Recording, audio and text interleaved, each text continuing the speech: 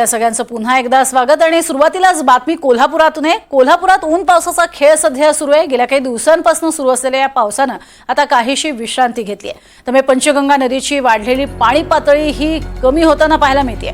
सध्या पंचगंगा 27 फुटांवर आहे। तसंच जिल्ह्यातील काही बंधारे हे देखील खुले झालेत। धरण क्षेत्रात तुरळक पावसाच्या सरी बरसतायत। पंचगंगेचं पाणी पुन्हा पात्राच्या आत गेल्यामुळे कोल्हापूरकरांना दिलासा मिळालाय आणि याच परिस्थितीचा आढावा घेतलाय आमचे प्रतिनिधी विशाल पुजारी यांनी।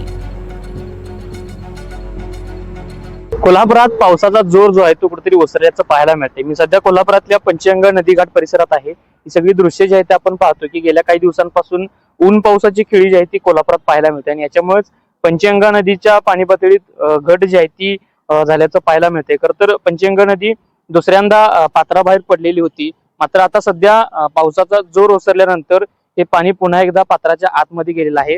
सध्या नदीची पातळी जी आहे ती 27 फुटांवर येऊन पोहोचलेली आहे आणि जिल्ह्यातले जवळपास 40हून अधिकचे बंधारे जे आहेत ते पाण्याखाली आहेत। मात्र काही दिवसांपूर्वी हेच जवळपास 50हून अधिक बंधारे जे आहेत ते पाण्याखाली गेलेले होते। मात्र पावसाची उघडीप जी आहे ती दिल्यामुळं काही बंधारे जे आहेत ते खुले झालेले आहेत। काही वाहतूक मार्ग जे आहेत, जुने पूल जे आहेत ते बंद झालेले होते, ते सुद्धा काही ठिकाणी सुरू झाल्याचं पाहायला मिळते।